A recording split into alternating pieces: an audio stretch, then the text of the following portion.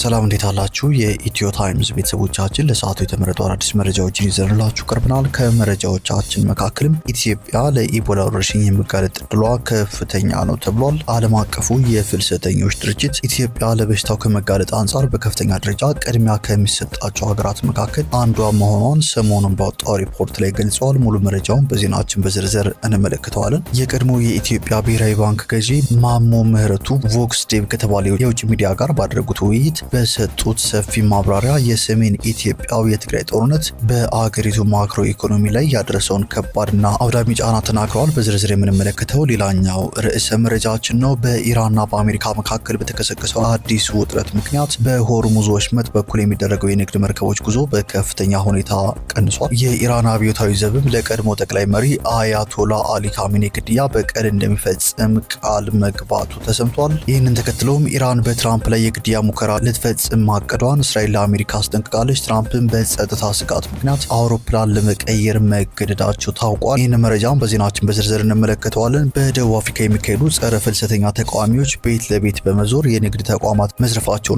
ስጋት መፍጠራቸውን እንደቀጠሉ ተገልጿል። በደቡብ አፍሪካ በተለያዩ አካባቢዎች ሰነድ የሌላቸውን የውጭ ሀገር ዜጎች ኢላማ ያደረጉ ህገወጥ ሰልፎችና አልፎ አልፎ የሚስተዋሉ የሱቅ ዘረፋዎች አሁንም ሙሉ በሙሉ እፎይታ ለመስጠታቸውን በአካባቢው የሚገኙ ነዋሪዎች ገልጸዋል። ይህን መረጃውን በዜናችን በዝርዝር እንመለከተዋለን። ክቡራትና ክቡራን የኢትዮ ታይምስ ቤተሰቦቻችን እነዚህንና ሌሎች ለሰዓቱ የተመረጡ አዳዲስ መረጃዎችን ይዘንላችሁ ቀርበናል። ዝርዝር መረጃዎቻችንን ለማድመጥ ቻናላችንን ሰብስክራይብ በማድረግ የደወል ምልክቷን በመጫንና መረጃውም ለብዙዎች እንዲዳረስ ላይክ በማድረግ እስከ መጨረሻው አብራችሁን ቆዩ። በቦሌ ቡልቡላ የራሱ ግቢ ያለውን አፓርታማ ይዘንላችሁ ቀርበናል። ይህ አፓርታማ በወለል አንድ ቤት ብቻ ያለው ሲሆን ባለ 2 መኝታ 107 ካሬ እና ባለ 3 መኝታ 130 ካሬ ናቸው። ባለ 2 መኝታ በ4 ሚሊዮን ብር ቅድመ ክፍያ እና ባለ 3 መኝታ በ30% ቅድመ ክፍያ በ5.2 ሚሊዮን ብር የግልሎት ማድረግ ይችላሉ። ቀሪውን ክፍያ እስከ 1 ዓመት ጊዜ ድረስ መክፈል ይችላሉ። ለበለጠ መረጃ በ0920 4089 10 ላይ በመደወል ሙሉ መረጃ ማግኘት ይችላሉ። ይፍጠኑ፣ ይደውሉልን።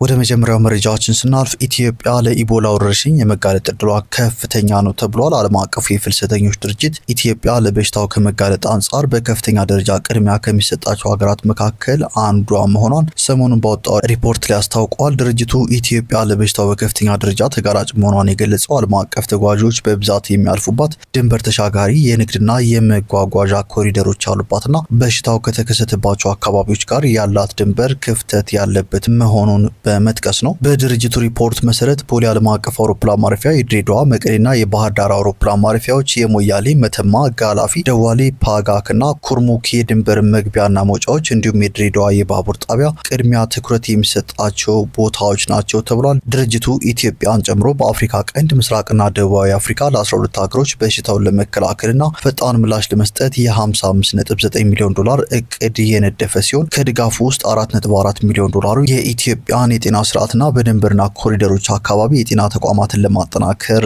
እንደሚውልም ገልጿል። ወደ ቀጣዩ መረጃችን ስናልፍ የቀድሞው የኢትዮጵያ ብሔራዊ ባንክ ገዢ ማሞ ምህረቱ ቮክስ ዴቭ ከተባለ የውጭ ሚዲያ ጋር ባደረጉት ውይይት በሰጡት ሰፊ ማብራሪያ የሰሜን ኢትዮጵያው የትግራይ ጦርነት በአገሪቱ ማክሮ ኢኮኖሚ ላይ ያሳደረውን ከባድና አውዳሚ ጫና በዝርዝር አስገንዝበዋል። በአገሪቱ የኢኮኖሚ ታሪክ ውስጥ ከፍተኛ የተሃድሶ እርምጃዎችን ሲመሩ የነበሩት ማሞ ምህረቱ በወቅቱ የነበረውን አጣዳፊ የኢኮኖሚ ውጥረት እንዲሁም ቀደም ሲል የነበረው በብድር ላይ የተመሰረተ የህዝብ መሰረተ ልማትና የእድገት ጉዞ የደረሰበትን ገደብ አንስተዋል። ጦርነቱ አገሪቱን አማራጭ ወደሌለው የኢኮኖሚ ቀውስ ውስጥ በመክተት ለዓለም አቀፉ የገንዘብ ድርጅት ቅድመ ሁኔታዎች እንድትገዛ አስገድዷታል ብለዋል። በተለይም የኢኮኖሚ ማሻሻያ ፕሮግራሙንና የኢንዱስትሪ ፓርኮችን እድገት አስመልክቶ በሰጡት ማብራሪያ አገሪቱ በከፍተኛ ወታደራዊና ፖለቲካዊ ጫና ውስጥ ሆና የብርን ዋጋ በገበያ እንዲወሰን ማድረግን ጨምሮ በአይኤምኤፍ የሚመሩ የለውጥ እርምጃዎችን ተግባራዊ ለማድረግ መገደዷ ያስከተለውን ተጽዕኖ በማንሳት የተሰማቸውን ጥልቅ ነጸብራቅና ጸጸት ገልጸዋል። ይህ ውሳኔ በሀገር ውስጥ የታቀዱ የኢኮኖሚ ማሻሻያዎችን መሰረት ያደረገ ቢሆንም የጦርነቱ መዘዝ ግን አገሪቱ ለውጭ የገንዘብ ተቋማት እጅ እንድትሰጥ ያደረገ እንደሆነ ጠቁመዋል።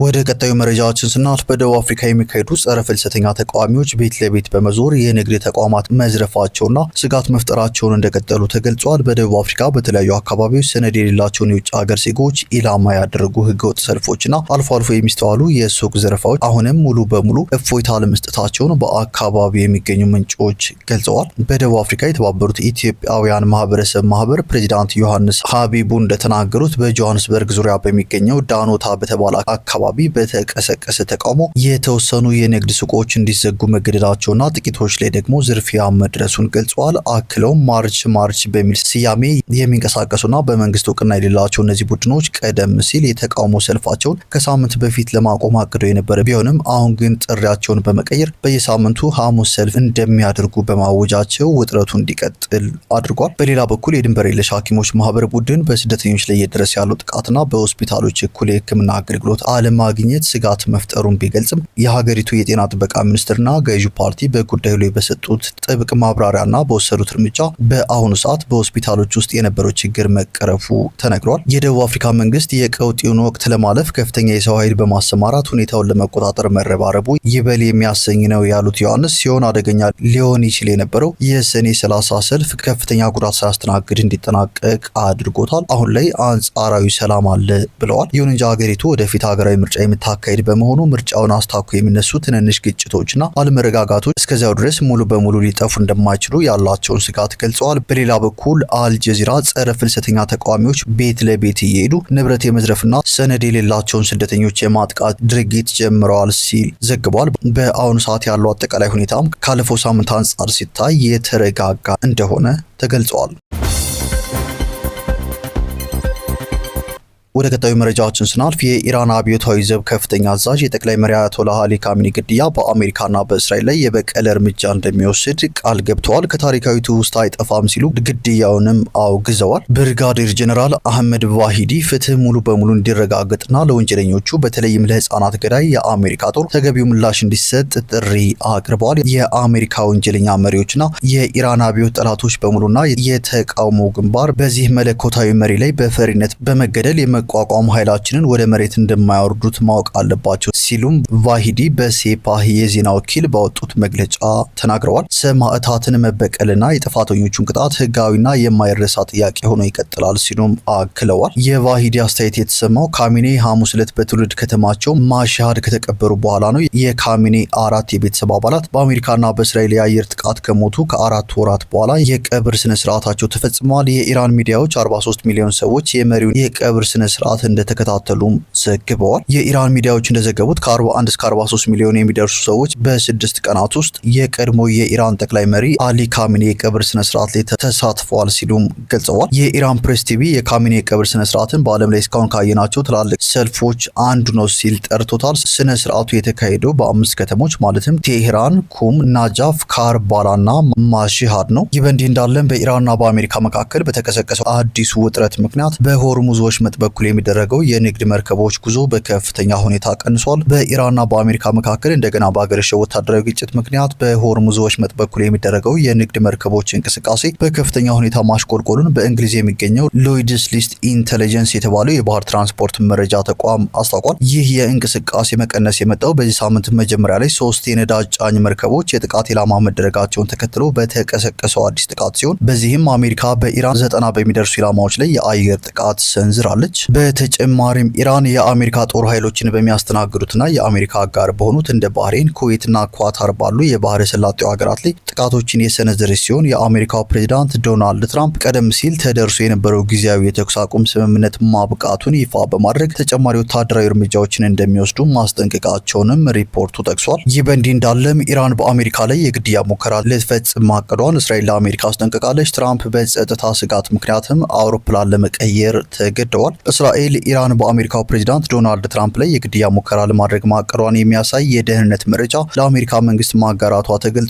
ትራምፕ በአንካራ ለኔቶ ስብሰባ በነበሩበት ሰዓት የተሳፈሩበትን አውሮፕላን ቀይረው ወታደራዊ የጥበቃ ትጥቅ ወዳለው የቀድሞ ኤር ፎርስ ዋን መዛወራቸው ታውቋል። ወደ አንካራ የተጓዙት ከኳታር በስጦታ በተበረከተላቸው አውሮፕላን እንደነበርም ተዘግቧል። የአሜሪካ መገናኛ ብዙሃን እንደዘገቡት ከሆነ ኢራን ትራምፕን ለመግደል ያጠነጠነችው ሴራ በእስራኤል የስለላ ድርጅት ደርሶበት በማለት ለአሜሪካ መረጃው ተላልፏል። ምንም እንኳን የአሜሪካና የኢራን ባለስልጣናት ለዚህ ዘገባ እስካሁን ይፋዊ ምላሽ ባይሰጡም ዋሽንግተን ከዚህ ቀደም የቴህራንን በርካታ የደህንነት ስጋቶችና በትራምፕ ላይ የተቃጡ የግድያ ሙከራዎችን ማክሸፏን መግለጿ ይታወሳል። ሰሞኑን በቱርክ በተካሄደው የኔቶ ጉባኤ ላይ የተገኙት ትራምፕ ወደ ሀገራቸው ለመመለስ ሲነሱ የተሳፈሩበትን አውሮፕላን በድንገት መቀየራቸውም ከዚሁ የደህንነት ስጋት ጋር በተያያዘ እንደሆነ ተነግሯል። ትራምፕ ወደ ቱርክ ያቀኑት በቅርቡ ከኳታር መንግስት በስጦታ በተገኘውና አዲስ በታደሰው ዘመናዊው ኤር ፎርስ ዋን አውሮፕላን ነበር። ይሁን እንጂ ከቱርክ ተነስተው ወደ እንግሊዝ ለሚያደርጉት ጉዞ በድንገት በሰማያዊ ቀለሙ ወደሚታወቀውና ይበልጥ ወታደራዊ ጥበቃ ወዳለው የቀድሞ አውሮፕላን ተቀይረዋል። የአሜሪካ የደህንነት መስሪያ ቤት ባስተላለፈው ጥንቃቄ መሰረት የቀድሞ አውሮፕላን የሚሳኤል ጥቃቶችን አቅጣጫ የሚያስቱና ከራዳር እይታ የሚሰውሩ ዘመናዊ ወታደራዊ የደህንነት ሲስተሞች የተገጠሙለት በመሆኑ አሁን ካለው የጥቃት ስጋት አንጻር ይበልጥ አስተማማኝ ሆኖ ተመርጧል። እንደ ኒውዮርክ ታይምስ ዘገባ ከሆነ በትራምፕ በኩል የአውሮፕላን ቅያሬው አዲሱን አውሮፕላን ቀድሞ በማስነሳት በእንግሊዝ ለሚገኙ የአሜሪካ ወታደሮች ለማሳየት የተደረገ መደበኛ አሰራር ነው በማለት ስጋቱን ለማስተባበል ቢሞክርም በጉዞ ሰዓት በአውሮፕላን ውስጥ የነበሩ ጋዜጠኞችና ተሳፋሪዎች ግን የአይን ርግብ መስኮቶችን ዝግ አድርገው እንዲቆዩ ጥብቅ መመሪያ ተሰጥቷቸው ነበር። የነጩ ቤተ መንግስት ቃል አቀባይ በበኩላቸው ቀጠናው በርካታ ጠላቶች ያሉበት በመሆኑ አሜሪካ ፕሬዚዳንቷን ለመጠበቅ የምትችለው አቅም ሁሉ እንደምትጠቀም አስታውቀዋል።